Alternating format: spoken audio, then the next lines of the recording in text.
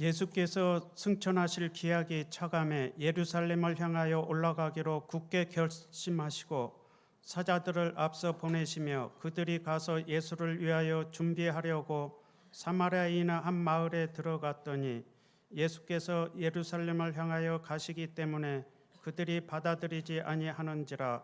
제자 야고보와 요한이 이를 보고 이르되 주여, 우리가 불을 명하여 하늘로부터 내려 저들을 멸하라 하기를 원하시나이까? 예수께서 돌아보시며 꾸짖으시고 함께 다른 마을로 가시니라. 길 가실 때 어떤 사람이 여짜오되 어디로 가시든지 나는 따르리이다. 예수께서 이르시되 여우도 굴이 있고 공중의 새도 집이 있으되 인자는 머리 들 곳이 없도다 하시고 또 다른 사람에게 나를 따르라 하시니 그가 이르되 나로 먼저 가서 내 아버지를 장사하게 허락하옵소서. 이르시되 죽은 자들로 자기의 죽은 자들을 장사하게 하고 너는 가서 하나님의 나라를 전파하라 하시고 또 다른 사람이 이르되 주여, 내가 주를 따르겠나이다마는 나로 먼저 내 가족을 작별하게 허락하소서. 예수께서 이르시되 손에 쟁기를 잡고 뒤를 돌아보는 자는 하나님의 나라에 합당하지 아니하니라 하시니라. 하나님 말씀입니다.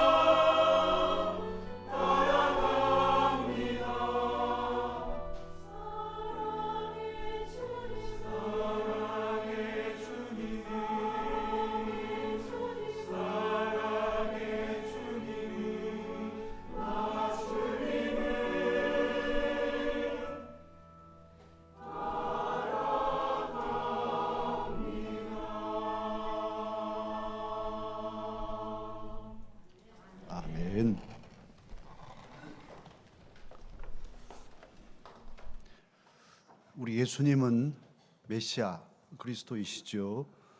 그리고 그 예수님은 저와 여러분을 구원하신 구원자이십니다. 모든 그리스도인들은 예수님의 은혜와 사랑을 받은 자, 입은 자이지요. 저와 여러분도 예수님의 은혜와 사랑을 받고 하나님 자녀로 구원받았습니다. 예수님을 그래서 우리는 구주라고 부르는데요. 구주 되신 예수님은 또 한편 우리의 스승이 되십니다. 예수님을 믿는 모든 그리스도인은 그러니까 제자이지요. 제자 훈련을 받거나 안 받거나 어떤 차이는 있겠지만, 그리고 본인이 인정하거나 안 하거나 차이는 있겠지만, 어쨌든 예수님을 구주로 믿는 사람이라면 그는 그 시로 예수님의 제자가 되었습니다. 그리고 예수님의 제자라고 할 때 이 제자라는 원어적인 의미가 무슨 뜻이냐 하면 배우는 사람이라는 뜻을 가지고 있습니다. 그러니까 제자는 예수님을 배우는 사람이죠. 예수님의 제자이니 예수님의 말씀, 예수님의 걸음걸이, 예수님의 표정, 예수님의 말씨 다 배우는 것이 제자의 의무입니다. 그런데 그렇게 예수님 제자로서 예수님을 배우려면 꼭 해야 할 일이 있는데, 그것은 예수님을 따라 살아야 됩니다. 예수님과 멀어져 있으면 들을 수도 없고 볼 수도 없으니 배우지 못하죠. 더욱이 옛날 고대의 제자 가르침은 도제 훈련이니까 같이 밥 먹고 잠자고 하면서 배우는 것이니까요. 스승의 기침 소리 들으면서 마음을 헤아리고 그의 인격을 헤아리며 배워가는 것이 고대의 교육이었습니다. 그래서 예수님을 배우는 제자란 예수님을 따라가는 것이지요. 그리고 예수님께서도 제자들을 부르실 때, 바다에서 베드로라든지 부르실 때 나를 따라오라고 하시고 내가 너희를 사람 낚는 어부가 되게 하리라, 그렇게 하시면서 따라오라 부르셨어요. 오늘 또 누가복음 9장을 읽었는데요. 앞부분 9장 앞부분 23절에 보면 아무든지 나를 따라오려거든 자기를 부인하고 날마다 제 십자가를 지고 나를 따를 것이니라 하고 따라옴에 대한 말씀을 하고 계십니다.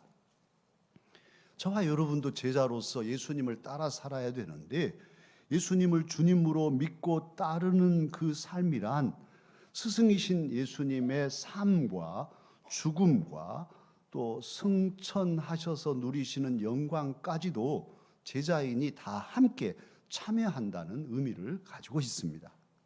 사실 오늘 57절에서도 따르리다 이렇게 말하고 있고, 59절에서도 예수님 직접 나를 따르라 이렇게 말씀하시는데요.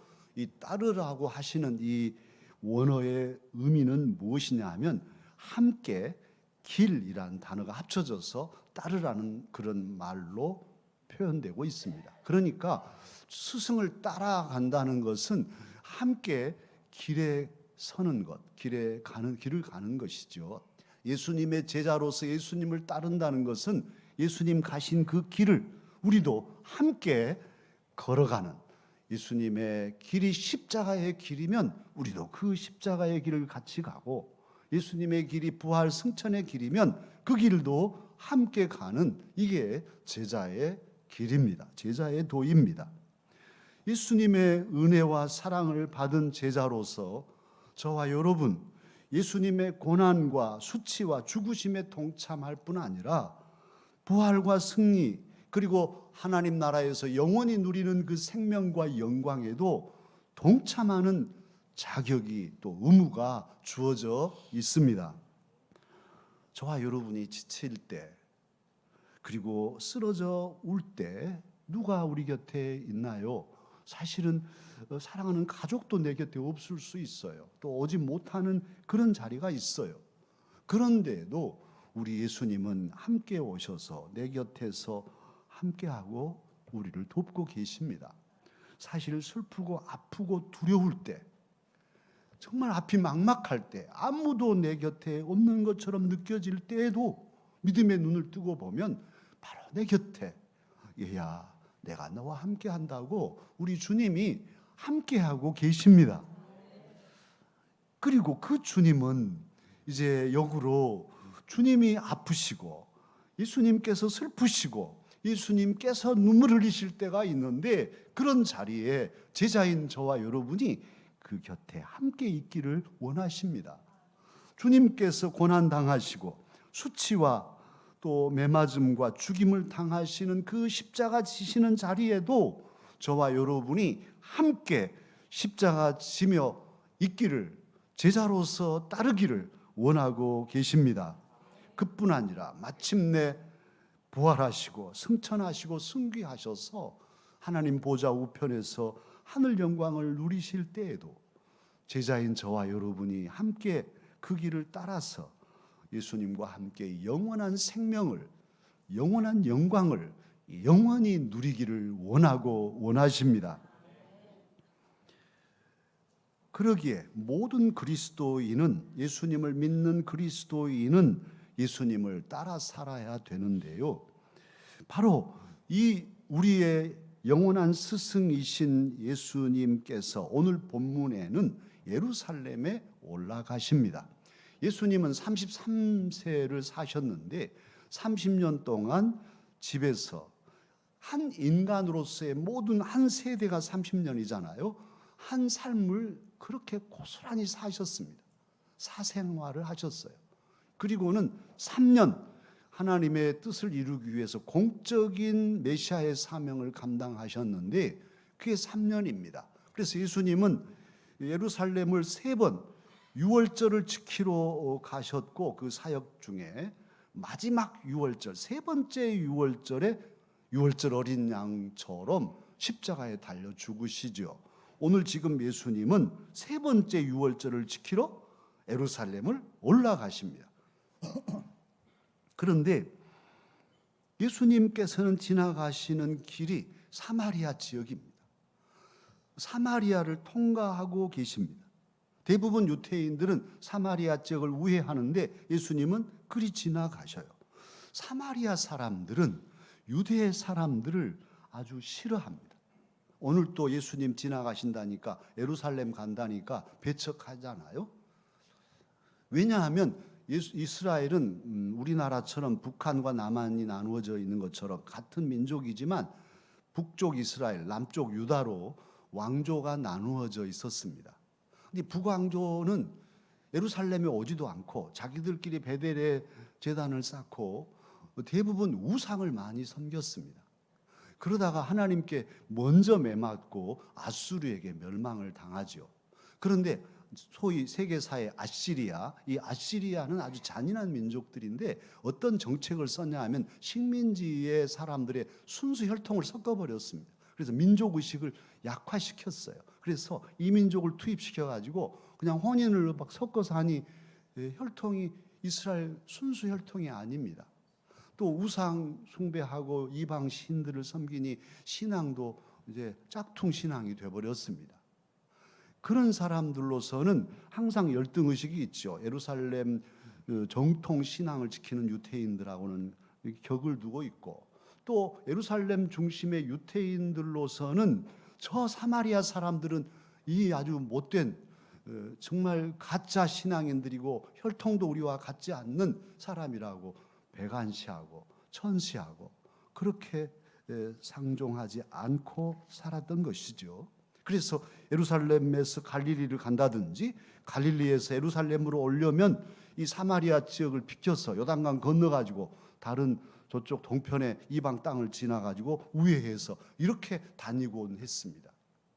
그런데요, 우리 주 예수님은 그 버려진 땅, 버려진 사람들이 사는 그곳에 가십니다. 그 마을에 제자 먼저 보내가지고 내가 들어갈 수 있나 보라고 미리 준비케 하시잖아요. 물론 이들이 배척해서 그러셨지만 예수님의 마음은 사마리아 버려진 그 지역과 사람들을 사랑하시고 구원하시는 분이 바로 예수 그리스도이십니다. 실제로 요한복음 4장에 보면 사마리아 지역의 수가라는 성에 예수님 들어가셔서 남편을 5이나 두고 6번째 사는 남자하고도 또 남편이 아닌 이 여인을 구원해 주셨습니다. 그리고 그 여인을 통해서 그 마을을 구원하셨습니다. 할렐루야. 그 주님은 많은 사람들을 구원하시기 위해서 이 땅에 오셨잖아요. 만민을 구원하시기 위해서 오신 주님은 이제 제자들에게 너희들이 성령이 임하면 권능을 받고 예루살렘과 온 유대와 사마리아와 땅 끝까지 이르러 내 증인이 되리라, 그렇게 말씀하시고 하나님의 사람들을 세우셔서 복음을 전파하게 하셨습니다. 모든 제자들로 예수님이 구주라고 하나님 나라에 가는 길이라고 전파하게 하셨습니다. 그래서 그 복음이 전해지고 전해져서 우리에게도, 저와 여러분에게도 말씀으로 우리 예수님 찾아와 주시고 만나 주셨습니다. 놀라운 일이죠. 우리가 지금 출발해서 말 타고 계속 서쪽으로 걸어서 터벅터벅 가면 딱 바다가 마주치는데 그 바다가 지중해입니다. 그게 바로 이스라엘입니다. 또 이스라엘에서 동쪽 해 떠오른 쪽으로 뭐 걸어서든지 말 타고든지 오고 오면 딱 끝나는 데가 동해 바다입니다. 태평양입니다. 그래서 저 땅끝에서, 땅끝이 우리나라인데 조선 땅까지 예수님의 복음이, 예루살렘에서 십자가에 달리신 예수님 그 구원의 진리가 조선 땅까지 전해져서 저와 여러분도 믿게 되었으니 이것이 어찌 예사롭습니까? 저 이스라엘 사람들이 보면 우리는 동쪽 끝에 있는 이방인들입니다. 사실 우리가 동이족이라고 하는 것은 중국이 중화 사상에 있어서 자기들이 중심이라고 생각하고 동쪽에 우리는 오랑캐라고 동이족이라고 합니다만, 이스라엘 입장에서 보면 우리는 동쪽이니 이방인 중에 이방인이 조선 사람들이에요. 그리고 사실은 조선 시대에 복음을 받아들일 때에 우리나라의 형편은 우리가 잘 아는 대로 아주 축첩이 공식화돼서 음란한, 제가 그 선교사님들한테 들은 얘기로는 그때 아주 매독이 창궐한 그런 시대였고, 또 도박하고, 그리고 특히 미신에 아주 찌들려서 살았습니다. 저 어린 시절만 해도 마을에 아주 금줄이 아주 지금도 눈에 선합니다. 아기 나면 다 금줄 뗐어요. 참으로 뭐 갖가지 귀신들을 섬기던 민족이 우리 민족이죠. 아주 샤머니즘적인 그런 바탕이 그러니까요. 그런데 그런 우리들에게 복음이 전해졌습니다. 놀랍게도 우리 조선의 최초로 예배당을 세운 이들이 우리 조선 사람들입니다. 선교사님들이 세우기 전에 우리 조선 사람들이 세우는데 그 첫 교회가 송천 소래교회잖아요. 서경조 또 서상륜, 이 두 형제, 서상륜 형님이 매서인이었는데 성경 번역도 하고 동생에게 복음을 전해가지고 이 형제가 예수님을 믿고 서경조 동생 집에서 예배를 드렸어요. 솔레 마을에 서경조 집에서 예배를 드리는데 10명 정도 드리다가 막 성도가 불어나니까 예배당을 짓자고 생각하고 예배당 지으려고 했어요. 그 사이에 또 언더우드에게 세례도 받고 오고, 그래서 언더우드 선교사님은 그래 예배당을 짓는데 우리 선교부에서 좀 도와주겠다고 그랬더니, 우리 조선에 처음으로 세우는 교회인데 우리 힘으로 세우겠습니다, 그렇게 말하고 그 도움도 거절하고 계속 모금해서 17만 양으로 기와집 8칸짜리 기와집 예배당을 지었습니다. 할렐루야. 그 해가 1895년 7월 달에 완공했어요. 그리고 예배를 드렸는데 그 예배당 터가 어디냐? 그 마을에 수백 년 동안 마을 제사를 드리던 당산나무 옆에 그 선앙당 터에다가 예배당을 지었습니다. 조선의 최초의 교회는 미신의 아주 핵심인 그 마을에 아주 귀신 섬기는데 가장 본부인 선앙당 터에 교회를 세운 교회가 최초의 교회 솔레 교회입니다. 할렐루야. 이런 역사가 어떻게 일어날 수 있겠어요? 정말 네비우스 정책으로 우리는 스스로 자립한다. 그리고 스스로 전도한다. 그리고 우리 스스로 자치로 모든 교회 정치를 해간다 하는 이 3자 원칙으로 가는데, 우리 조선의 교회는 최초에 그렇게 교회도 세우고 자립해 있었던 것이죠. 이런 정신이 우리 한국 교회 초기 정신입니다. 그런데 버려진 이방인의 땅, 이방인 중에서도 이방인인 이 조선 땅까지 우리 주님은 말씀으로 오셔서 만나주시고, 그렇기 때문에 또 그분들이 또 선배들이 계속 전도하고 전도해서 오늘 저와 여러분도 예수님을 구주로 믿는 예배자로, 하나님의 아들로, 하나님의 딸로 이 자리에 있습니다. 할렐루야. 얼마나 감사한 일입니까? 내가 어떻게 해서 예수님을 믿게 됐나 싶으면 너무너무 감사하지 않을 수 없어요. 그런데 이렇게 부르시는 예수님은 어떻게 부르시느냐 하면 생명의 복음을 통해서, 십자가 생명의 복음을 통해서 우리를 부르셨는데, 이제 부르시고 말씀하십니다. 오늘 본문에도 그렇지만 저와 여러분에게도 오늘 이 말씀을 통해서 나를 따라오라, 나를 따르라, 그렇게 말씀을 하고 있습니다. 예수님을 믿고 주일에 한 번 정도 예배드리고 그냥 가서 살다가 뭐 죽으면 천국까지 이렇게 사는 제자가 아니라, 정말 딱 한 번뿐인데 그래, 내가 어떻게 예수님을 믿고 따를까, 어떻게 배우고 살까, 두 번도 살 수 없는데 예수님을 믿고 배우고 따라가는 길이 가난한 길이라 할지라도 나는 예수님을 따라가겠다. 예수님을 따르는 이 길이 진리의 길이요, 의의 길이요, 생명의 길이니 나는 포기하지 않고, 그래, 이왕 믿는 예수님을 제대로 믿고 살겠다 하는 어떤 그런 부르심을, 그런 다짐을 받으시려고 주님은 오늘 이 말씀을 통해서 나를 따르라 말씀하시죠. 사랑하는 강서가족 여러분, 삶은 두 번 살 수 없습니다. 지나간 세월 되돌릴 수 없습니다. 우리의 인생은 허망한 것이에요. 잠깐입니다. 이제 주 앞에 서게 될 때, 그때가 중요하죠. 영원한 세계에 들어갈 때 주님 앞에 부끄럽지 않으려면 우리는 주님을 잘 따라가야 돼요. 목사님 저도 마찬가지. 제대로 따라가야 돼요. 가다가 갈짓자 걸음 걷고 그냥 나중에 헷가닥 해가지고 잘못되면 정말 부끄러움을 당하니 정신 차리고 나를 따르라, 예, 가야 되는데요.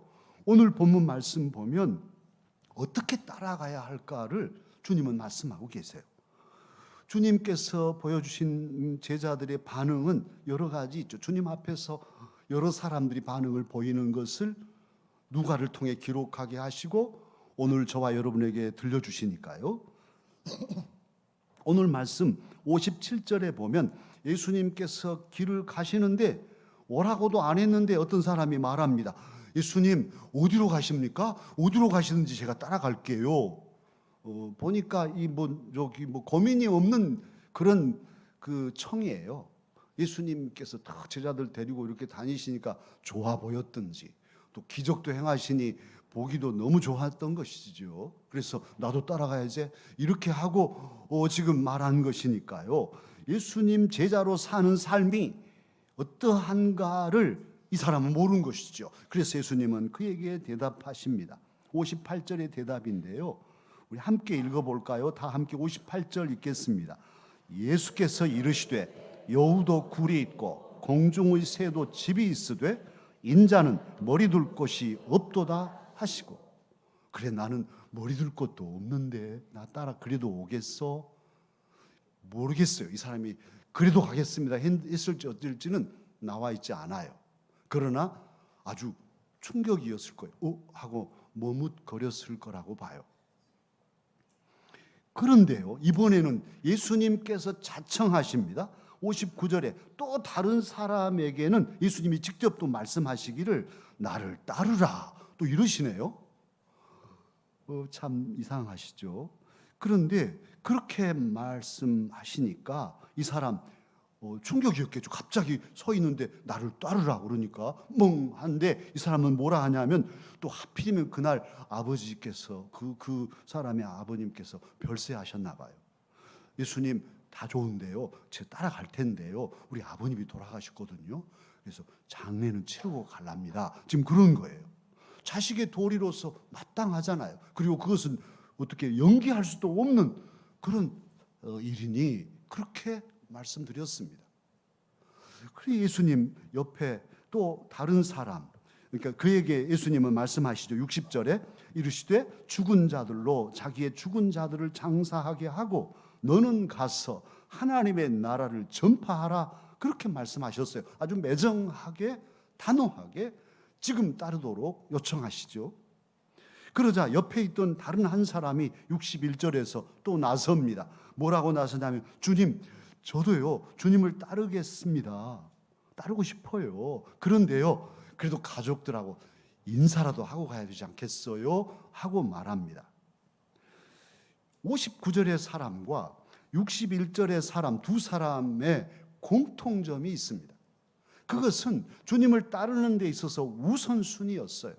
이들은 뭐라고 하냐면 두 사람 다 59절에서도 나로 먼저 가서 아버지 장례를 하게 하라고 하고 61절의 사람도 나로 먼저 내 가족을 작별하게 하라고. 그래서 먼저 나로 먼저 아버지 돌보고 가족 인사하고. 우선순위가 예수님 따르는 일이 아니라 예수님 따르는 것보다 먼저 가족이 우선이고 있습니다. 이런 이들에게 결론적으로 예수님께서는 62절 말씀, 그 유명한 말씀을 하시죠. 우리 다 함께 62절을 읽겠습니다.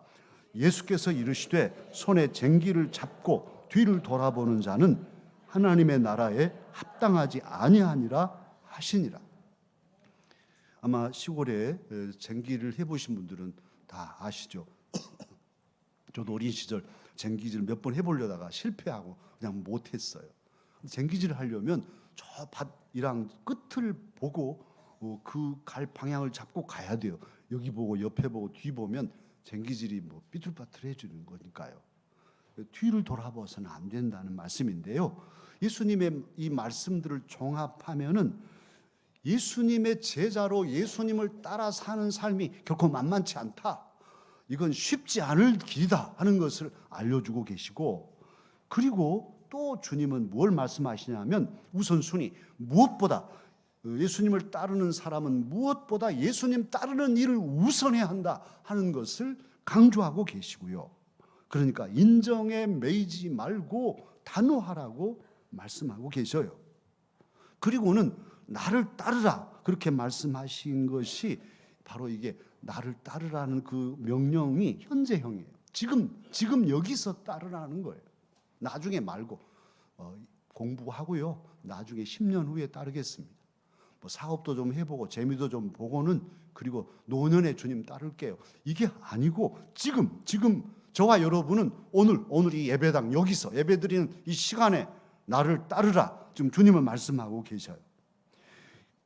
그리고 오늘 본문의 말씀들을 보면 예수님의 부르심, 이 콜링은 맞춤형임을 알 수 있습니다. 각자 다 다르게 부르고 계시잖아요.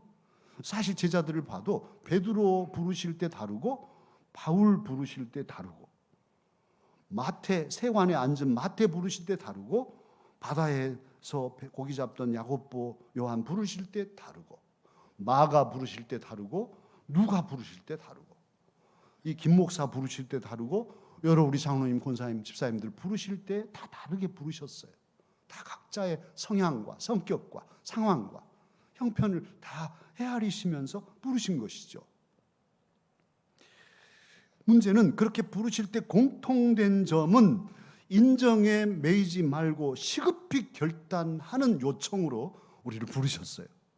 물론 부르셔서 우리 다 신학교 가라 그런 건 아니죠. 사실은 서울 시내 목사가 남아서 대리운전하고 있는 사람이 많다고 그러니까요. 사실은 꼭 신학교 가야만 하나님 부르심에 충족되는 게 아니잖아요. 오히려 지금은 현대는 그저 여러 가지 사회 속에 침투해서 그곳에서 그리스도인으로 살아가면서 주님의 복음을 전하고 예수 그리스도의 향기를 날리는 것, 이게 중요하죠. 사실은 더 전략적으로 더 복음의 역사를 이룰 수 있는 그런 일이 바로 여러분의 삶에 있어요. 사실 목사가 전도하면요, 목사 하면 이렇게 경계하고 말도 안 들을 거예요. 그렇게 돼 있어요. 그러니 참으로 우리의 부르심은 어떤 신학교 가는 부르심이 아니라 내 삶의 자리에서 내가 무엇을 하든지, 직장이면 직장인으로, 사업이면 사업으로, 뭐 여러 가지 가정주부면 주부로 내 삶의 자리 현장에서 지금 예수님을 위해서, 예수님을 따라서 예수님과 함께 예수님의 복음, 하나님 나라를 전파하는 이 복음의 사명자로 지금 결단하라 하는 것이 오늘 주님께서 말씀을 통해 저와 여러분에게 주고 계시는 뜻입니다. 그것이 제자의 삶이라는 거예요. 사실 믿음의 조상은 아브라함이죠. 아브라함은 우리의 모델입니다. 그를 부르시는 부르심도 우리에게는 참고할 바인데요. 오늘 예수님의 부르심과 똑같아요. 하나님께서 아브라함을 75세에 부르셨는데 그때 부르실 때 그렇게 말씀하셨어요. 아브라함아, 예, 제가 여기 있습니다. 말씀하십시오. 했겠죠. 그래, 창세기 12장 1절에 보면 너는 이제 너의 고향, 친척, 아비 집을 떠나라. 다 이게 인간 관계를 끊는 거예요. 그리고 내가 지시할 땅으로 가라. 너로 민족을 이루고 세상 만민이 너로 인하여 복을 받게 하겠다. 지금 그러셨으니까요. 아브라함 어땠을까요? 출발할 때 집안 어르신들 만나가지고 저 떠날랍니다. 어디 가는데 어디로 갈지는 모르겠습니다. 그렇게 하고 떠난 거잖아요. 언제 올 건데 이제 못 돌아오겠습니다. 어르신 잘 계십시오. 아이고 어디 가려고 그런가. 뭐 이렇게 했을 텐데도 끊고 가는 것이죠. 관계를 끊는 것 같은데 그렇게 마음 아프지만 단호하게 결정을 짓고 가야만 가는 길이 신앙길이요, 생명길이요, 사명길이니까. 아브라함은 그렇게 출발했고 지시할 땅, 가나안 땅, 하나님의 나라를 이루는 그 일을 위해서 평생을 살았고, 이제 그 원리로 우리는 예수 그리스도를 따르고 예수 그리스도께서 완성하신 복음으로 하나님 나라를 누릴 뿐 아니라 증거하는 주의 사람으로 살게 되었습니다. 그러니 이제 제자로서 주님을 따라 살기 위해서는 오늘 저와 여러분이 이 자리에서 결단할 일이 있습니다. 그것은 무엇이냐 하면 우리가 할 중요한 일은 결심입니다. 놀랍게도 오늘 본문 51절을 보십시다. 오늘 본문 51절을 보면 함께 읽어보실까요? 예수께서 승천하실 기약이 차감해 예루살렘을 향하여 올라가기로 굳게 결심하시고. 저도 깜짝 놀랐어요. 예수님께서 예루살렘을 가시는데 그거 뭐 결심할 것도 말 것도 없잖아요. 뭐 예루살렘 가볼까? 가자 제자들 하고 가면 될 텐데 예루살렘에 올라가 마라 하고 가야지. 예루살렘에 가겠어 하고 굳게 결심하셨다는 거예요. 근데 이 원어적인 표현이 뭐냐면요, 얼굴을 예루살렘 쪽으로 딱 고정시켰다는 거예요. 아주 단단하게 고정시켜서 안 돌아가게. 예루살렘 안 보고 다른 데 보고 싶어도 딱 여기만 보이게 굳게 고정시켰다는 그런 의미예요. 또 영어 성경도 어떤 번역은 그렇게 풀어서 번역해 놓고도 있어요. 그러니까 이 뜻은 무엇이냐면 변함없는, 변경할 수 없는 결심을 예수님이 하셨다. 세상에나 하나님의 아들이신 예수님도 결심하고 행동하셨네요.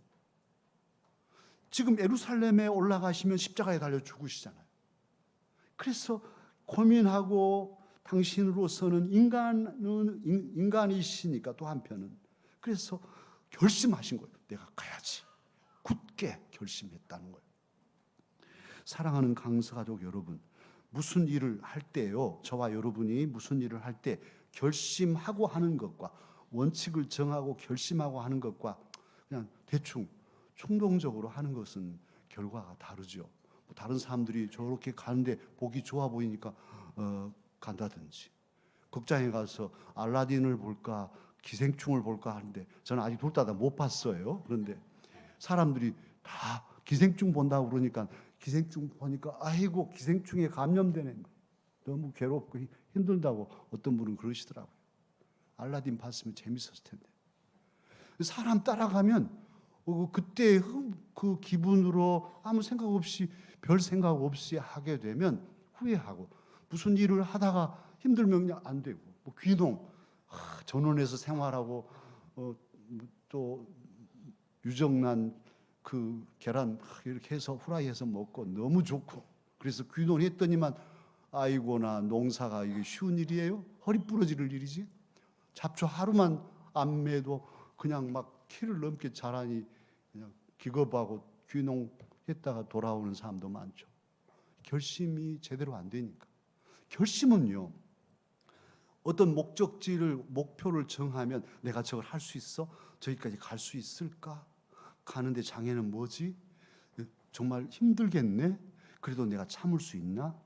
아니 꼭 참아야만 저기를 가고 저기는 가야만 하는 길이니 참아야지. 그래 참자. 참을 거야. 뭐 이렇게 자기 나름대로 다짐과 계획과 어떤 생각이 있는 거잖아요. 고민 속에서. 주님을 믿는데 하나님 나라까지 내가 끝까지 잘 믿을 수 있을까? 집안에 핍박도 있는데 우리 삼촌이 또 매들고 쫓아다니면 어쩌지? 이길 수 있어. 이겨야 마저도 할 거야. 그래 한쪽 다리가 부러져도 예수님 믿어? 그래 믿어야지. 그래야 천국 가는데 이런 어떤 자기 결단이 있어야 결심이 있어야 생각이 의지적인 결단이 있어야 끝까지 갈 수 있는 거잖아요. 예수님께서도 저와 여러분에게 모범을 보여주시기를 예루살렘으로 올라가는 이 일마저도 굳게 결심하고 얼굴을 예루살렘으로만 향하고 가기로 다짐하시고 출발하셨다는 거예요. 사랑하는 강서가족 여러분, 저와 여러분 예수님을 믿는 사람으로 살되 그냥 구경꾼이 아니라 정말 제자로 예수님 100%는 어렵겠죠. 또 넘어지기도 하겠죠. 그러나 예수님을 배우고 예수님을 조금이라도 더 닮고 예수님 앞에 섰을 때 그렇게 크게 부끄럽지 않도록 이 시간 예수님을 따라 살기를 결심하십시다. 힘들어도 또는 혹 무슨 여러 가지 어려운 시련을 당한다 할지라도 견디고 버티고 이겨내면서 승리하는 그리스도인이 되십시다. 주님께서는 우리를 사랑하시기에 우리의 선한 목자가 되시고 우리를 지키시고 도우시며 인도하셔서 의롭게 평화롭게 기쁨이 가득한 행복자가 되게 하여 주실 것입니다. 기도하겠습니다. 은혜로우신 주님 감사합니다. 천번만번 죽어 마땅할 죄인들 중에 죄인이지만 웬일인지 웬은인지 말씀으로 복음으로 우리에게 찾아오시고 우리를 만나주시고 예수님 사람 삼아주시니 감사합니다. 오늘은 말씀을 통해서 나를 따라오라 부르시는데 주님 언제까지 구경꾼처럼 질질 끌려가는 신앙의 삶을 살아야 할런지요. 오늘 결심하고 주님을 따르고 주님 닮기를 결심하고 나아가고자 합니다. 아버지, 이 부족한 목사를 비롯해서 우리 모든 강사력들이 주님 더 가까이 주님을 모시고 세상을 돌파하는 주의 사람들이 되게 하여 주시옵소서. 믿사옵고 우리 구주 예수님 이름으로 기도하옵나이다. 아멘. 말씀을 생각하며 찬양하십시다.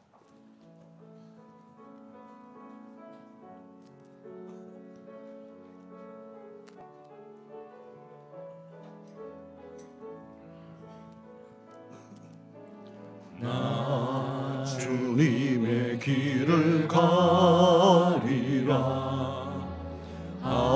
하늘의 부르심 따라서 주님의 얼굴을 구할 때 거룩한 성령이 마시네.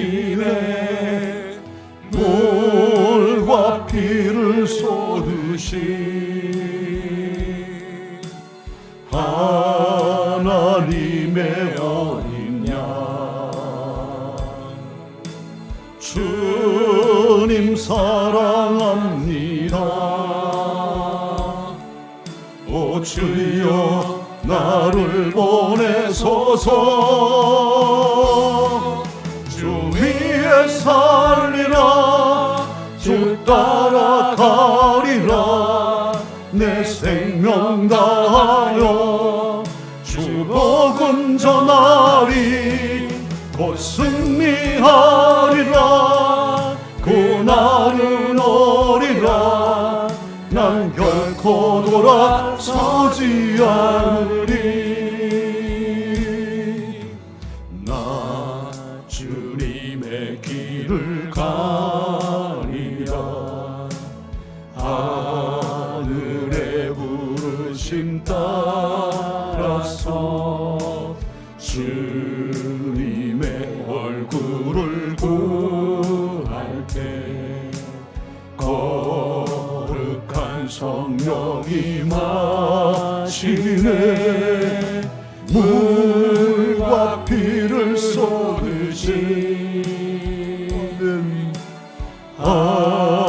하나님의 어린 양 주님 사랑합니다. 아멘. 오 주여 나를 보내소서. 주 위에 살리라 주 따라가리라 내 생명 다하여 주 복음 전하리 곧 승리하리라 그날은 오리라 난 결코 돌아서지 않으리. 주 위에 살리라 주 위에 살리라 주 따라가리라 내 생명 다하여 주 복음 전하리 곧 승리하리라 그날은 오리라 난 결코 돌아서지 않으리. 할렐루야. 아멘. 모두 일어나셔서